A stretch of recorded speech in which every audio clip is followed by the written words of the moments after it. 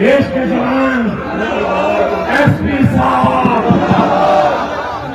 CO साहब जिंदाबाद, police वालों जिंदाबाद, तुम्हारे डंडे जिंदाबाद।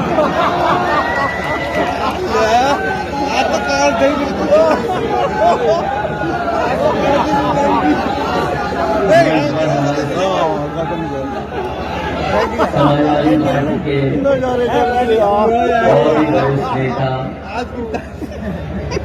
हमारे परिवार जैसे आदरणीय आजम खान साहब, मंच पर उपस्थित आजाद पार्टी के राष्ट्रीय अध्यक्ष नौजवान साथी चंद्रशेखर आजाद, हमारे साथ विधायक अब्दुल आजम खान साहब, विधायक नसीर अहमद खान साहब, अदीब आजम और मंच पर उपस्थित समाजवादी पार्टी के और हमारे आपके प्रत्याशी आसिम रजा साहब, एसटी हसन सांसद और मंच पर बैठे हुए सभी समाजवादी पार्टी के नेता, आरएलडी के अध्यक्ष, इस कार्यक्रम में उपस्थित बड़ी संख्या में हमारे आदरणीय बुजुर्ग, माताएं, बहनें, नौजवान साथी, पत्रकार बंधु, मैं सबसे पहले आप सबका बहुत बहुत धन्यवाद और आभार प्रकट करूंगा। और मैं मंच से अभी कुछ अधिकारियों की जिंदाबाद के नारे सुन रहा था। मैं शायद आजाद भारत में पहली बार किसी पुलिस वालों के नारे जिंदाबाद लग रहे हैं। ये पुलिस के लिए इससे ज्यादा शर्म की बात और कोई हो नहीं सकती, क्योंकि हम और आप वो लोग हैं जो कानून और संविधान को मानते हैं, और जो लोग वहां दूसरी तरफ बैठे हैं वो न कानून की परवाह कर रहे हैं, न संविधान की परवाह कर रहे हैं। हम में और उनमें इतना ही फर्क है कि हम और आप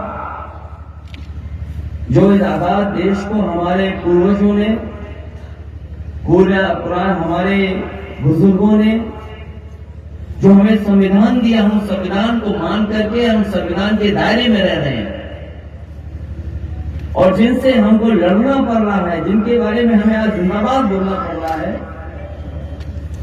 वो न संविधान मानना चाहते न कानून। और कल अगर ये माफी भी मांगेंगे तो बताओ आदरणीय आजम खान साहब, उनके परिवार, उनका बेटा, उनकी पत्नी के क्या वो दिन जो जेल में रहे वापस हो जाएंगे? सोचो इन बातों का। इसलिए मैं आप सबसे अपील करने आया हूं, हमें जो कुछ जोखिम उठाना पड़े हमें उठाना चाहिए। ये वोट की ताकत से आए हैं और वोट की ताकत से ही बाहर जाएंगे। हमारे आपके पास कोई दूसरा रास्ता नहीं है। हमने आपने कई चुनाव देखे हैं, ये पहला चुनाव नहीं देख रहे हम। और इससे पहले हम लोगों ने पंचायत के चुनाव में लुटता हुआ देखा। पंचायत के चुनाव में जो लोग जीते वो हार गए, जिन्हें जनता ने हराया वो कुर्सी पे बैठ गए। हम लोग अभी कुछ दिन पहले चुनाव लड़े थे। ये पहली बार लोकतंत्र में ऐसी तस्वीर नजर आ रही है कि जिसके साथ जनता खड़ी थी वो चुनाव हार गए, और जिनकी रैलियों में, सभाओं में कुर्सी खाली थी, उन सत्ता में बैठ गए आकर। ये जो पिछला चुनाव हुआ, ये जनता हमारी आपकी सरकार बनाने के लिए वोट दे रही थी। सरकार हमारी आपकी सुन गई। हमारी आपकी सरकार होती तो शायद हमको आपको ऐसे दिन नहीं देखने पड़ते। मैं अभी भीड़ में अपने सिख भाई तेंदुलकर वीर को देख रहा हूं। मैं आपको लखीमपुर की कहानी याद होगी। किसान अपने हक और सम्मान को लेकर के आंदोलन कर रहे थे। पीछे से भारतीय जनता पार्टी के कार्यकर्ता और उनके समर्थक लोग लेकर गाड़ी लेकर के आए और रौंद दिया उसमें। सबसे पहले टक्कर अगर किसी को लगी तो किसान को लगी, और तेजिंदर बिर्ड को लगी और उनकी जान बच गई, जाने गई उसमें। हमने वहां आपने देखा इन्हीं के लोगों ने जो किसान का हक मांग रहे थे उनकी जान ले ली उन्होंने। और आपको याद होगा, हम सिख भाइयों को और किसान भाइयों को बधाई देंगे। उनकी ताकत एक थी, एकजुट हो गए, और जैसे ही सरकार को पता लगा कि एक हैं और एक होकर के वोट डाल देंगे तो इनकी सरकार चली जाएगी, तो आपको पता होगा रातों रात देश के प्रधानमंत्री माफी मांगने आ गए। देश से माफी मांगी, किसानों से माफी मांगी, वो काले कानून वापस हो गए। ये कोई एक विधानसभा का चुनाव नहीं है। आपको हमको कोई ये कह सकता है कि एक विधानसभा का चुनाव है। मैं आपसे कहते जा रहा हूं, आप ये चुनाव जिताइए और 24 से पहले के बाद आप देख रहे उत्तर प्रदेश में भारतीय जनता पार्टी की सरकार नहीं बचेगी, नहीं रहेगी सरकार। और ये बात मैं यूं नहीं कहता हूं, ये जो दो डिप्टी सीएम घूम रहे हैं,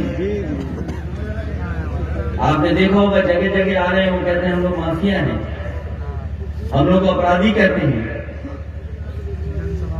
वो दोनों शक्ल में कि कब मुख्यमंत्री बन जाए।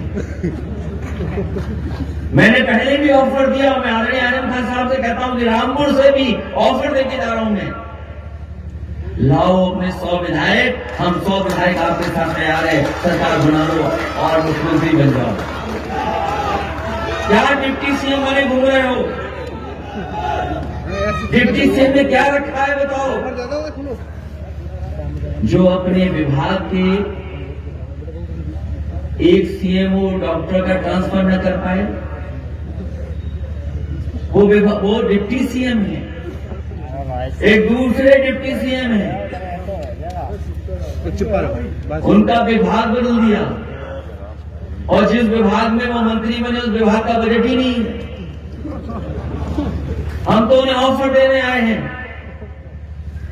हम ऑफर देते हैं हमारे 100 विधायक पूरे आपके साथ, जब चाहो तब मुख्यमंत्री बन जाओ, हम लोग इंतजार नहीं करना चाहते और हम लोग नहीं बनना चाहते। जहां तक सवाल चुनाव का है, ये डरा क्यों?